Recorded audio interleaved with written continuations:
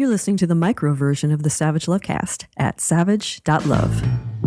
If you're stuck in a relationship quandary, or if you're looking for sexual harmony, well, there's nothing you can't ask on the Savage Lovecast. I wasn't sure how I wanted to spend the first moments of the new year. I am, as you may be unsurprised to learn, not a go out to the clubs on New Year's Eve kind of guy. So I wound up staying home, had some people over, had a mellow one. Hope you had a good one, whatever a good New Year's Eve looks like for you. Mine started in bed at midnight. Yes, on my Helix mattress, staring at the ceiling, listening to the fireworks. I also wasn't sure how I wanted to start this, the first Lovecast of the new year. I thought about doing a call to arms. It is an election year now. Officially, it is 2024, people. And it's looking like we're going to have a rematch. It's going to be the Dem who stammers a bit versus the Republican who reeks of shit and makeup and ketchup and ass and pits, as it turns out. All right, I'm going to digress here for a bit. And this is not how I wanted to start the first show of 2024, but I kind of think this is actually important and could help keep Donald Trump from returning to power.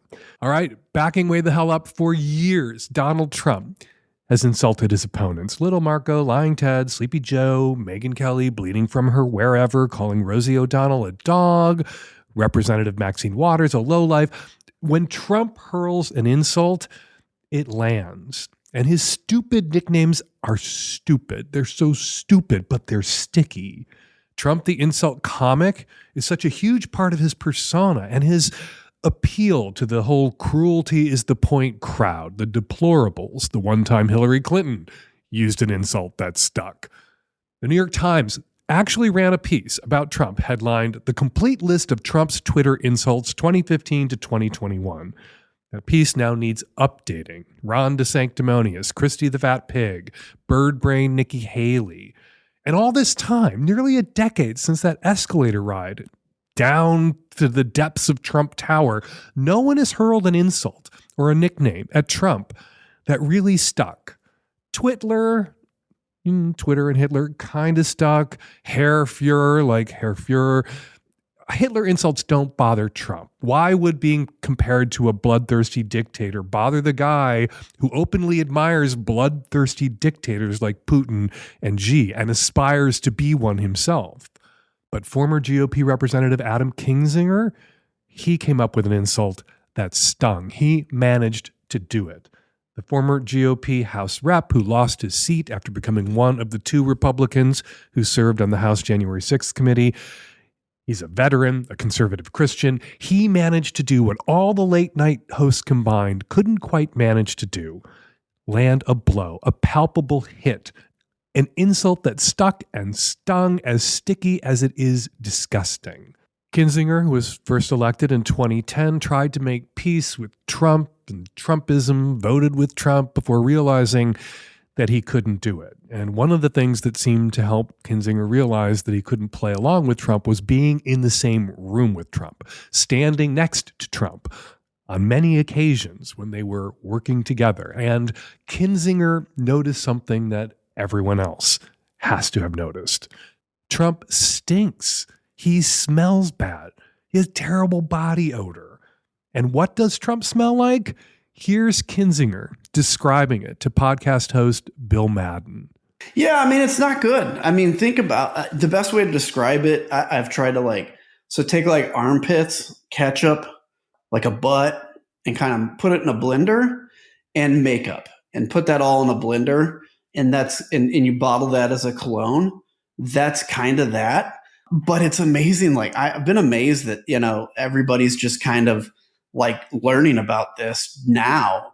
It's a visceral description, to be certain, Amanda Marcotte writes in Salon, but also beautiful because everyone immediately knows it must be true. Why is it true? Because Trump doesn't give a shit about other people. Practicing good personal hygiene is something we do out of consideration for others, and he has no consideration for others. He also lives to dominate every room he's in, and stinking up a room is one way to do that. And Trump only cares about TV.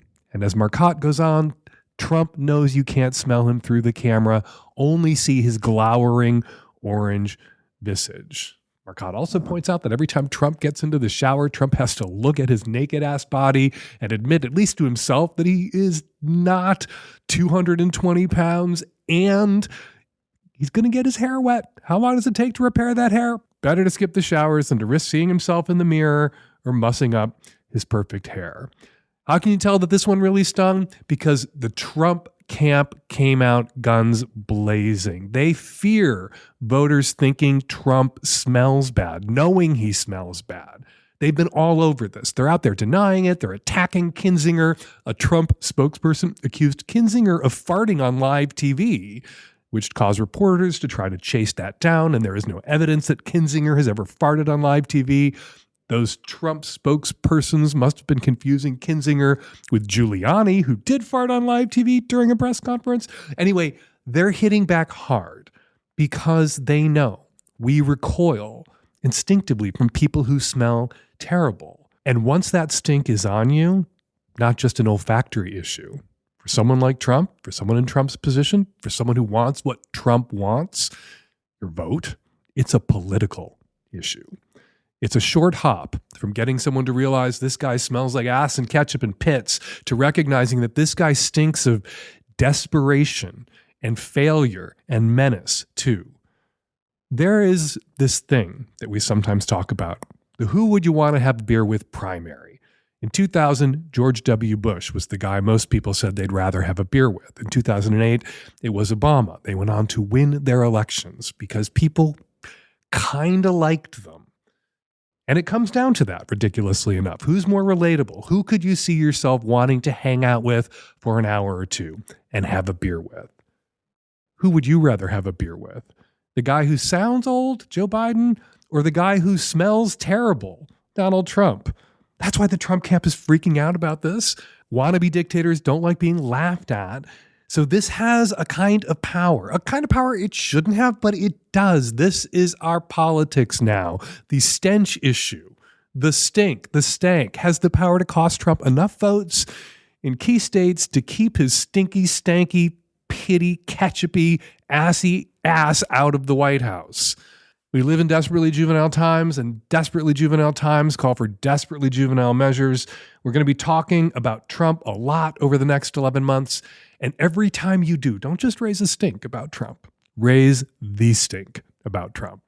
All right, coming up on today's show, on the micro, tons of your Q, lots of my A. And joining me on the Magnum Savage Lovecast, McKenzie, Goodwin, and Rachel Scanlon from the Two Dykes and a Mic podcast.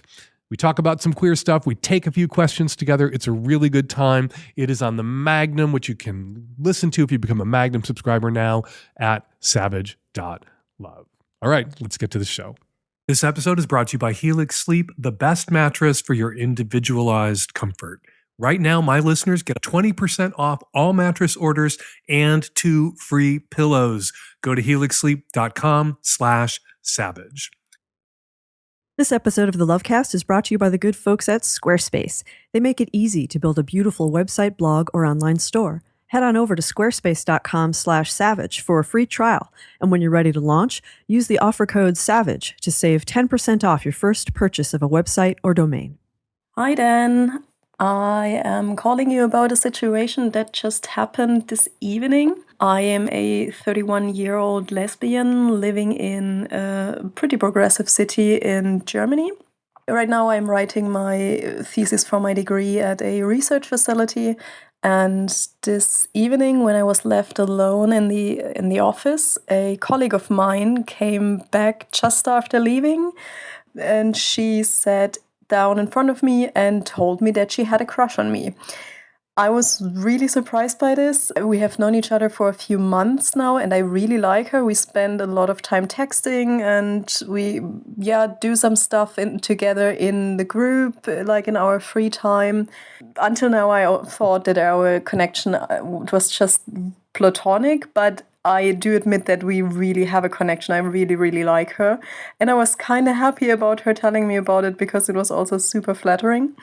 But one of the problems is that I will only be in this area for another month, more or less, part of which she will be on vacation. And she's quite a lot younger than me. 7 years is not like super much, but she's 24, I'm 31. It feels like a lot.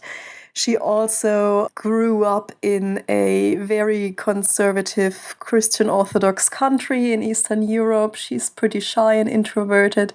She told me that I was the first woman or the first person in her life she ever told about any kind of homosexual or queer feelings. She never had any relationship or experience with a woman.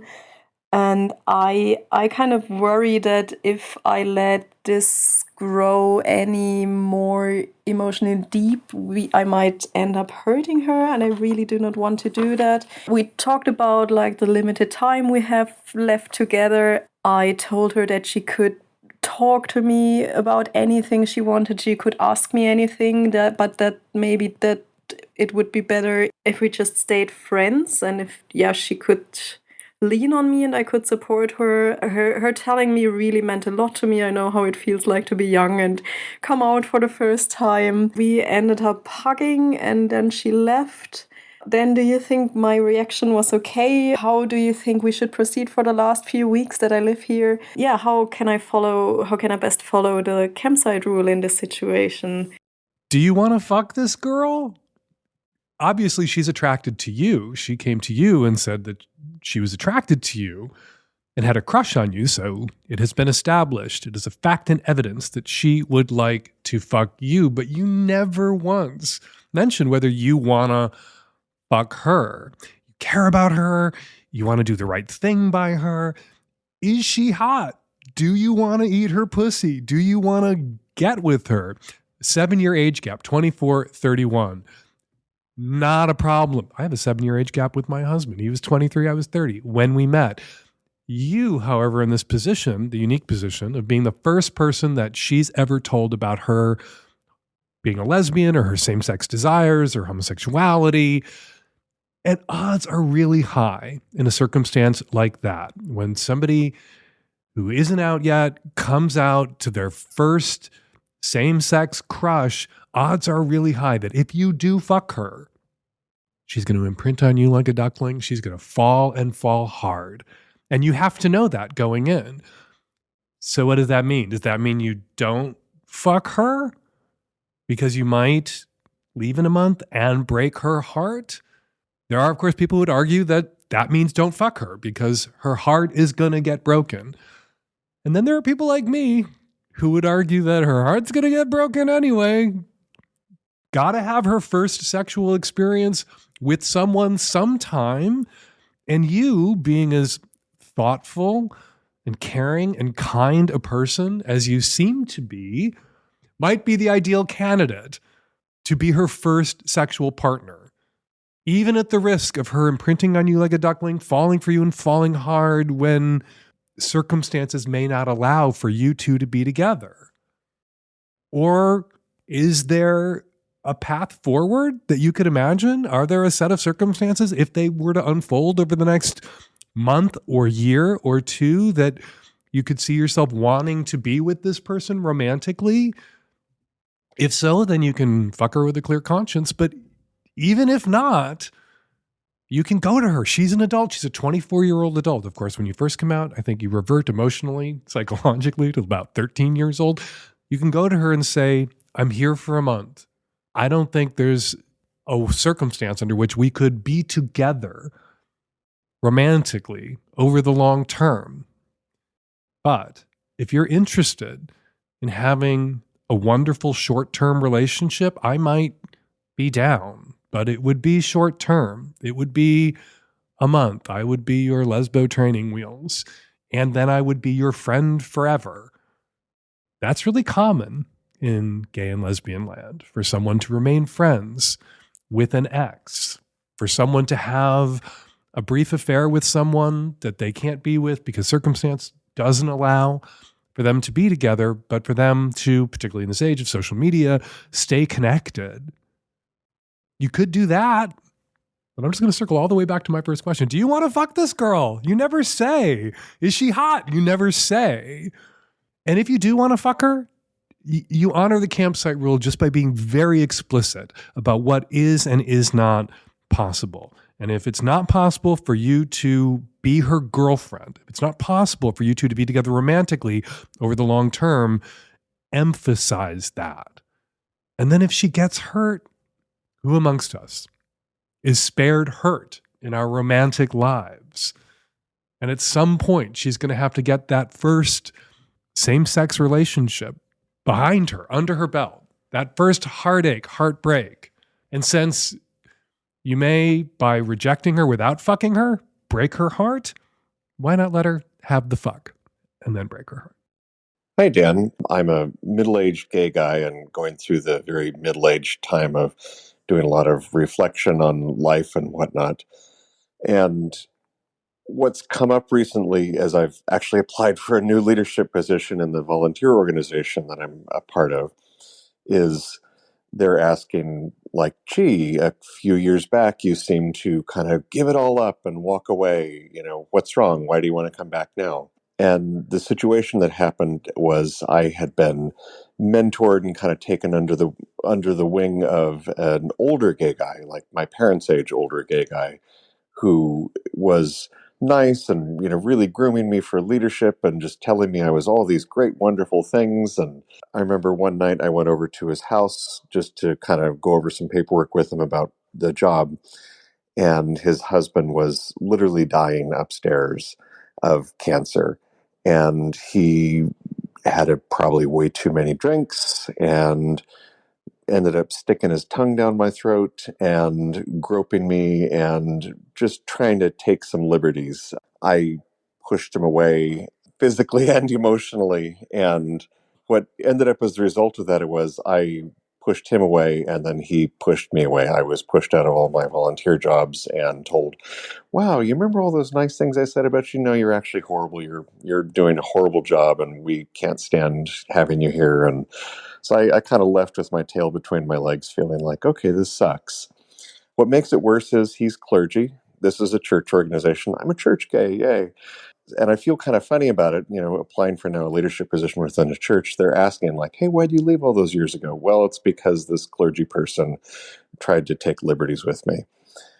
I guess my question for you is, how fucked up was this? Is it just like, oh, this was stupid, he was drunk, forgive it, move on, which is kind of what I told myself? Or as I told it to one of the leaders at church, he just said, no, that was a sexual assault and you need to feel really bad about it.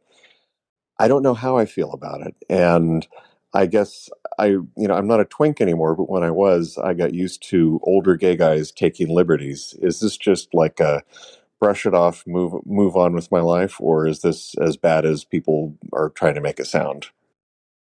Someone whose husband is upstairs dying of cancer may not be in their right mind. Someone who's under that kind of stress and pressure, who then also gets drunk, may do something in the moment that they regret and that they should not have done.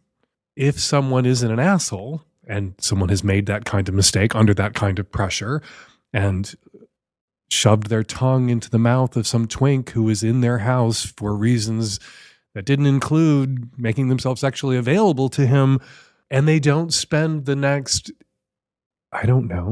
year apologizing for what they've done, if they aren't mortified by their own actions once they're sobered the fuck up, and they don't make a good faith effort to make it up to the person that they indeed sexually assaulted and make changes in their life that they might need to make so that they don't do that again to anyone else, okay, maybe that person can be forgiven. But if that person, in the wake of their bad actions, retaliates against their victim and shoves them out of the church that they were both involved in, well, that person's a terrible person.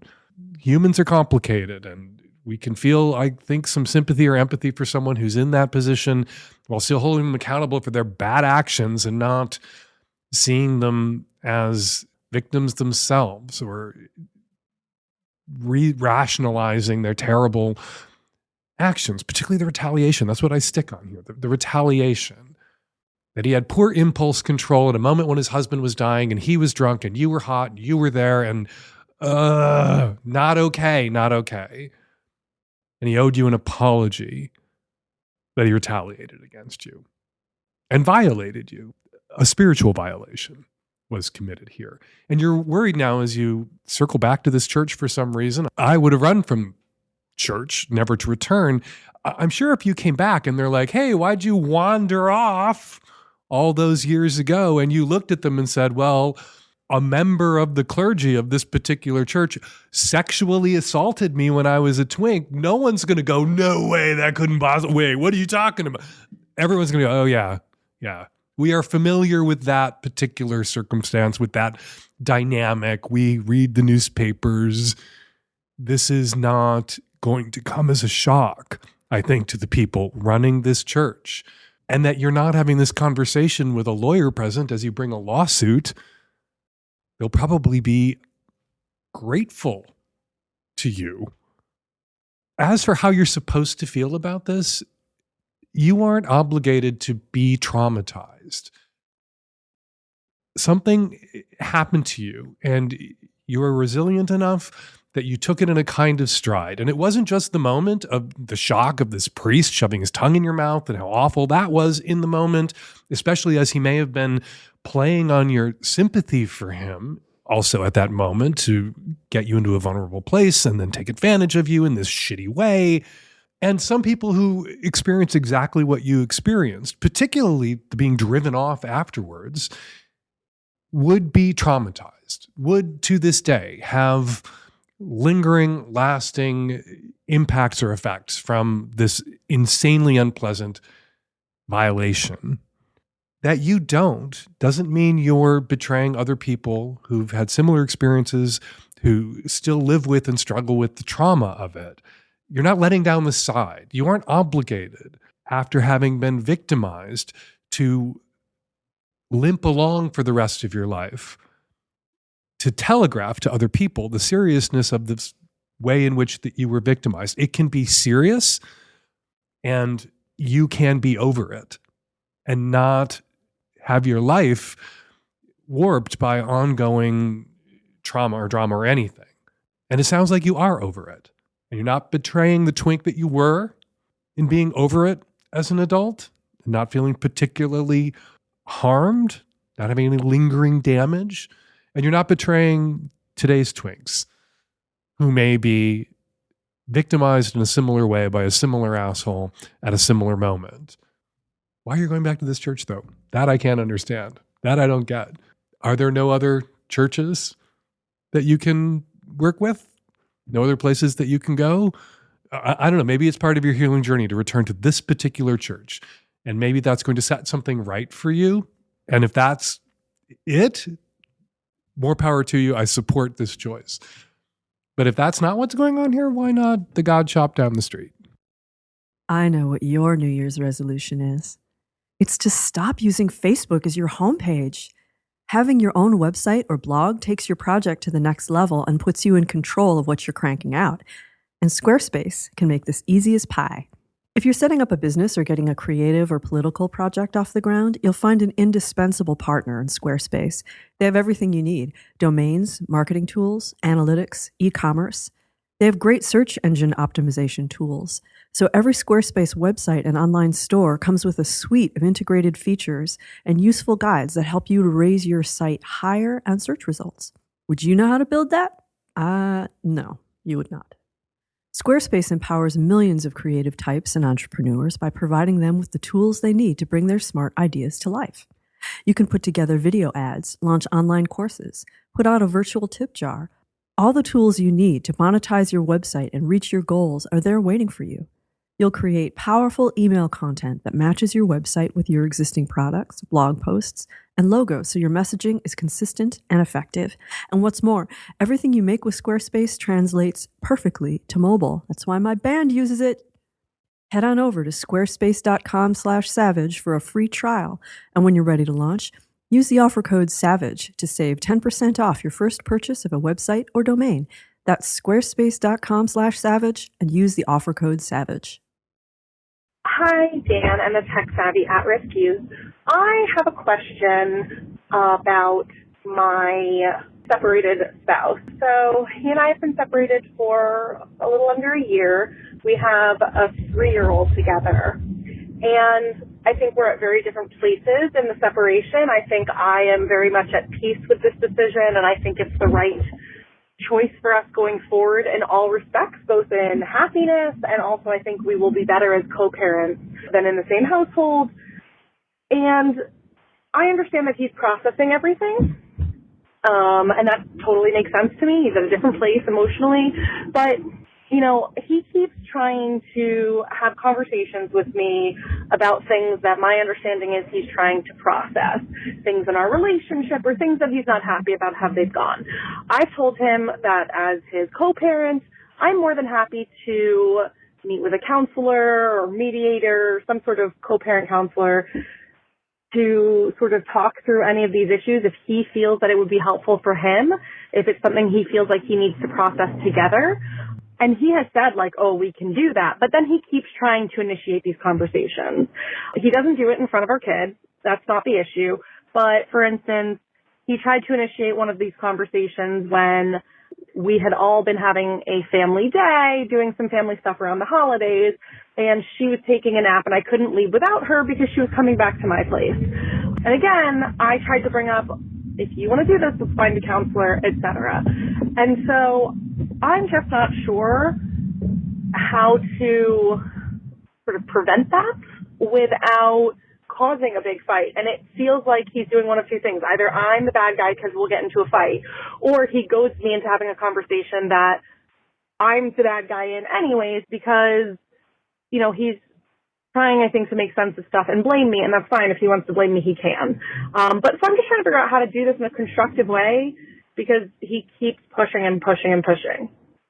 You're very much at peace with this decision, I suspect, because it's a decision that you made. I am not making excuses for what your soon-to-be ex-husband is doing here. What he's doing is really kind of manipulative, consciously or subconsciously. He knows that you're stuck with him, and he's stuck with you, but you're stuck with him. And because you have a co-parenting relationship. And so by continuing to bring up the things that he wants to talk about in this aggressive or passive-aggressive way, violating a boundary that he knows that you've tried to establish, he's relying on your desire to keep the peace in your co-parenting relationship, to de-escalate these situations, and manipulating you into giving him what he wants, to endlessly process the decision you made to exit this relationship, to end the marriage, or have a big fight.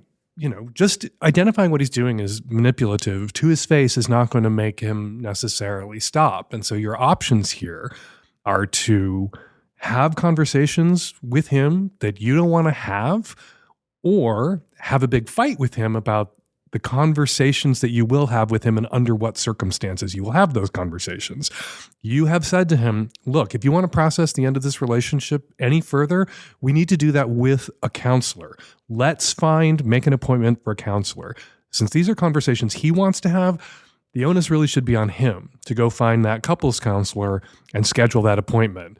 Knowing what we know about men, straight men, sometimes gay men, it probably is going to fall to you to find that counselor that he should, by all rights, have to identify and find, because these are conversations that he wants to have. But seems to me that that's something that you might want to consider doing yourself, so that when he says, I want to have this processy conversation, I'm going to seize this opportunity where our child is sleeping in the other room to force the issue, to force you to have this conversation with me. If you can pivot and say, I found this counselor, here's their number, I made an appointment for, let's say, a month out. How often does he try to initiate these conversations? Do it at some point, make that first appointment for a time when you're pretty sure he's going to try this again before, and then just say, we have an appointment, let's go. Again, you shouldn't have to do that work. You might want to do that work to avoid the fight you also don't want to have with your soon-to-be ex-husband about these conversations that he continues to want to have. You know, being left, being divorced is hard. We know nothing else about your husband or the kind of man he is. He may really be struggling. And what we know about the data and the research into where a lot of straight men are at right now, they don't have a lot of social support networks. They don't have a lot of friendship networks. A lot of straight guys are really isolated. You may be the only person that he feels that he can talk to about this because you're the only person in his life that, for however long you've been together, he's been talking to about anything. This is not fair to you. It shouldn't fall to you. But one of the things we do when we leave somebody is attempt to leave them in better shape than we found them. And sometimes when you want out of a relationship, you end up doing a little bit more emotional labor. Paradoxically, ironically, sometimes we end a relationship because we feel that we've had to do too much emotional labor in that relationship.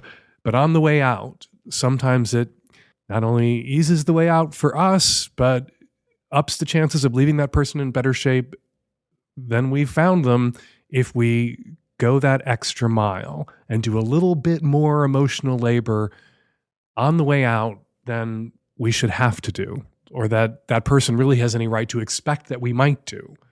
And I would categorize you making the appointment, you finding the counselor as that kind of above and beyond emotional labor for him on the way out that you shouldn't have to do, but you might want to do, not just to benefit him, but to benefit yourself, because you do want to have something that you can throw out on the table when he is attempting to initiate one of these conversations and you want to shut it down. And throwing out the counselor, having found the counselor, having made the appointment may be your best option. New year, new mattress. You deserve it. You need a better mattress. And when you're ready to get one, follow my advice and get yourself a Helix mattress, just like we did. We actually got a couple. The Helix lineup offers 20 unique mattresses, including the award-winning Luxe Collection. Those are our mattresses. The newly released Helix Elite Collection, a mattress designed for big and tall sleepers, and even a mattress made just for kids. To figure out which mattress is right for you, take the Helix Sleep Quiz to find your perfect mattress in under 2 minutes, and then your personalized mattress will be shipped straight to your door, free of charge. And with their 100-night sleep trial, you can try out your new mattress, see how your body adjusts, and if you decide it's not the best fit, you are welcome to return it for a full refund. Helix offers models with memory foam layers to provide optimal pressure relief if you sleep on your side, or models with a more responsive foam to cradle your body for essential support in stomach and back sleeping positions. Helix mattresses also include enhanced cooling features to keep you from overheating at night, and if your spine needs a little extra TLC, they got you. Every Helix mattress has a hybrid design, which combines individually wrapped steel coils in the base with premium foam layers on top. It is the perfect combination of comfort and support. And again, Helix offers a 100-night trial to try out your new Helix mattress and a 10 to 15-year warranty. And right now, Helix is offering 20% off all mattress orders and 2 free pillows for my listeners. Go to helixsleep.com/savage. With Helix, better sleep starts now. Hi, Dan. I am a 49-year-old hetero flexible female and a longtime Magnum subscriber. And I have a question about anal that I can't seem to find an answer to online, and I'm hoping you can help. So my last boyfriend and I, it was the first time I had anal, and I loved it. It was great. And he had more of a longer, thinner penis. And so it worked really well, and all was good. Relationship ended. I've been in a new relationship now with my current fiance, about 7 years, and his penis is more like a beer can. It's pretty thick, and we have not been able to successfully have anal intercourse. It just hurts, and I tap out too fast, and I miss it. I liked being able to have anal. And I looked all online on, all the ways to kind of work up to a bigger dick, right? Like lots of lube, lots of foreplay, take your time, work your way up from something small to large. That all makes sense. However, my issue is I find any kind of play back there to be so incredibly intense and so like overwhelming in the sensations that I tap out really quickly. Even when I was having anal sex, it would really only be for a couple of minutes at a time. And then that was all I could take, and I was good. And that was fine for me. But now I can't seem to be able to work up to my current fiance's thick dick to be able to take it. And we really would like to be able to do this. And is there something to make it the sensation not as great? Are there other workarounds to work with the fact that I can't play for very long back there? It might help if less of your play was focused on penetration. If you could explore anal pleasure with your fiance without it being so goal-oriented, mission-critical, get that beer can dick in your butt. If you got some toys, including a strap-on that's roughly the same size and shape of your previous partner's penis that you know worked for your ass, so that with your current fiance, you can explore some anal penetration that is pleasurable, that isn't inducing a kind of fear and tension and anticipation in you and dread that makes you less capable, less receptive to anal intercourse. Fear is anal intercourse's kryptonite. And so what I would tell you to do is take penetration, unless you go get that strap-on that's the same size and shape of your ex-boyfriend's penis, take penetration off the menu. Get some vibrators. Get some toys that you can lay across your asshole and perineum that vibrate, that create anal pleasure stimulation without penetration being the goal, without penetration even being on the menu for weeks or months. You know, one of the mistakes that people make, kind of category error that people make when they talk about working their way up by getting toys, using lots of lubes, is they think they're going to work their way up in an hour, in an afternoon, in a single play session. No. What you have to think of with anal and working your way up is taking weeks or months and having a lot of orgasms. This is always my prescription. Have a lot of orgasms with anal engaged, with your butt in play, without your butt being penetrated or being railed.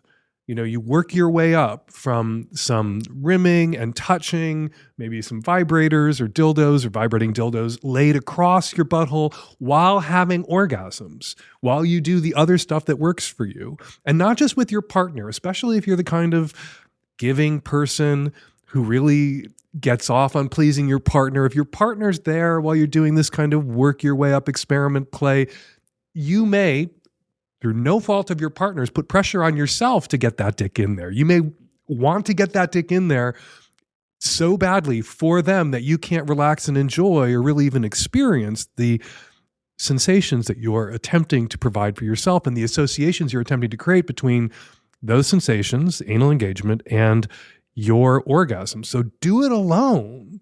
Do it on your own and work your way up from those toys laid across to a toy that goes in you but doesn't go in and out of you. So not that strap-on dildo necessarily, but a small vibrating butt plug, no wider than your ex-boyfriend's dick. And then get 10 toys that range in size from your ex-boyfriend's dick or a little smaller to your boyfriend's dick. And it's all about learning to relax. And it's all about conditioning yourself to anticipate not pain or discomfort when you're going to do butt stuff, but pleasure. And you condition yourself to expect that pleasure by having a lot of pleasurable experiences, which it sounds like for right now, for you, would mean having anal sex, anal play without having anal penetration, or having a little anal penetration without having your ass railed. Do that. Work your way up over 6 months, not 6 hours, not 6 fucking minutes. The times I've heard from people who say, oh, we took your advice and we used lots of lube and we rimmed and we fingered and then it really hurt. And I've had extended conversations with people who tell me they took all my advice. And then when I drill down, it turns out they did all of that in 45 minutes. And it's still, well, yeah, of course it's going to still hurt if you rush it. If you enjoyed it, sound like you did. If you really liked it, sounds like you did, and you want to work your way back up to it, take your time and center your pleasure. This is about your butthole, not his dick. One day it'll be about his dick too, but it won't ever be about his dick only. And you should break it to him that anal penetration for you, a couple of minutes. So if he wants to have anal to completion, if he wants to blow a load in your butt, then that's going to have to come at the end of a long buildup. He's going to have to be near or at his point of orgasmic inevitability before he sticks his dick in you when you're ready for that beer can dick to be stuck into you, which I would put roughly, if you actually take my advice, sometime around July. Before we get to this week's listener response calls, I want to share a couple of comments about last week's show posted at savage.love. Says Thingamajig. Dan says, if the self-care impaired guy and his wife open up their marriage, the self-care impaired guy will head straight back to the gym and start taking better care of himself. Maybe, or maybe he won't, and he'll just resent his wife for having more success at the open relationship than he does. Some people, Dan, really do see less pressure to spend time and energy on personal grooming as one of the benefits of marriage.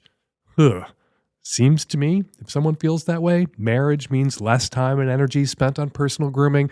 That's something someone needs to add to the long list of things people already believe they need to disclose before marriage. You know, like being poly, being kinky, wanting kids, not wanting kids. Somebody who's about to marry you has a right to know whether you think getting married means no longer having to bathe on the regular. Says Naomi, for the guy with the long planned vasectomy who now feels a little wistful, I'm a 50-year-old woman and have 2 grown kids. I had a hysterectomy for medical reasons a couple of years ago, and I still sometimes have this realization that I can't get pregnant anymore and feel wistful. I'm pretty sure some wistfulness is normal. Completely agree, Naomi. Thank you for that wonderful comment. And finally, says Mudflap, those 2 callers trying to communicate with people they're not supposed to contact through the show both were out of line, but something about the male caller bugged me more. Maybe because he felt the need to share about the information he gleaned from the shared Netflix account. Good on him for cutting himself off from that kind of stalkery access to his ex. But man, if I had an ex call and announce that they'd been monitoring me like that, it would make my skin crawl. Agreed. Also seems to me, if you go no contact with your ex, and this wasn't a no contact order issued by a judge, if you go no contact with your ex, it's kind of on you to log off your ex's Netflix account. And I gotta say, as stalkery behaviors go, finding out your ex is binging Bridgerton, or finding out that your ex found out that you've been binging Bridgerton because you haven't logged off your ex's Netflix account yet, is pretty small beans. That said, I should have come down harder on that caller, on both of those callers, for reaching out to their exes via my show. To those exes, I want to apologize for the unpleasant surprise. All right, for more listener comments and more of my responses, check out Struggle Session, a weekly bonus column for Magnum subs, goes up every Thursday at savage.love. And now, listener response calls. Hi, Dan. This is a response to the caller in 896 with the faulty bullshit detector. I would really like to suggest that she seriously consider taking some sort of class on critical thinking and science in general. I would suggest even an online course or her local community college, whatever she has available, because this is very helpful throughout life, not just with face-to-face bullshit, but also things you see on the internet, scams, con artists, the news in general, politics, all of that. If you just learn these tools, which can be learned and acquired, you'll be able to smell bullshit a mile away, and I hope she does that. Everybody should. They should have these classes in middle school and high school, mandatory. Hi, Dan. I'm a family physician calling about the woman on episode 896 with prediabetes. Your relationship advice is fine, but your medical advice is misinformed. Prediabetes does not cause people to bonk from sugar highs or sugar lows. It does not require strict abstinence from sugars and carbohydrates, and a bit of cookie dough, even a fistful, won't cause people to crash with prediabetes. Medications can help protect against long-term problems, and they do not need to be taken for a lifetime. Her crashes are more likely from a combination of stress, poor sleep, and exhaustion. She could also have a different undiagnosed medical condition. To test the hypothesis, she could test her blood sugars with a simple finger prick and an inexpensive home glucometer when she is crashing. She should return to her primary care provider for more information and additional evaluation. Have a consult with a nutritionist to learn that it's okay to eat some carbs in moderation. Hi, Dan. I am an autistic sex therapist calling about your call from last episode about the man who has an autistic partner and is feeling hurt by the partners that he's bringing back and not being included. If you want to communicate this with your partner, my suggestion would be to use this format. I'm feeling X about Y and I need Z. It's very clear. It's not blaming them for anything. So it would look something like, my feelings get really hurt when I'm witnessing you having connections with people where I'm not included. And I really need a solution that involves me not being privy to or surrounded by your sexual escapades in which I'm not included. So you're taking responsibility for your feelings, not blaming it on them, and just being really clear with your needs, because your autistic partner may not understand that this is hurting you or why. So you sharing like, I am feeling this thing and this is why, and I could use your help in this way, is a very clear and succinct way of taking ownership for your feelings and sharing what you need. And we're going to leave it there. There are 3 ways to get us your questions and your comments for future shows. You can record a question or comment at savage.love/askdan, or you can make a voice memo on your phone and email your question or comment to q@savage.love, or you can call our landline and leave us a message at 206-302-2064. We had so many great submissions for Hump this year.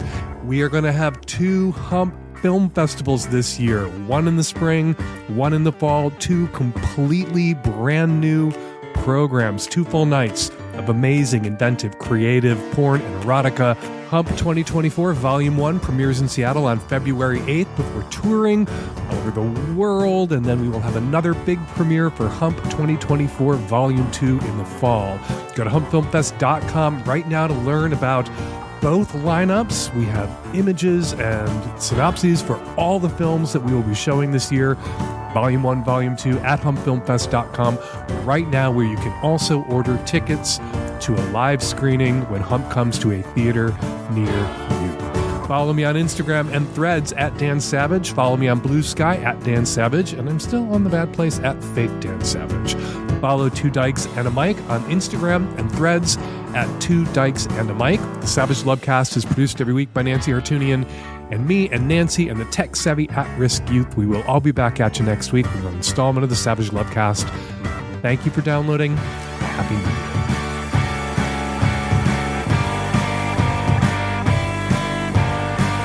Fear is anal intercourse's kryptonite.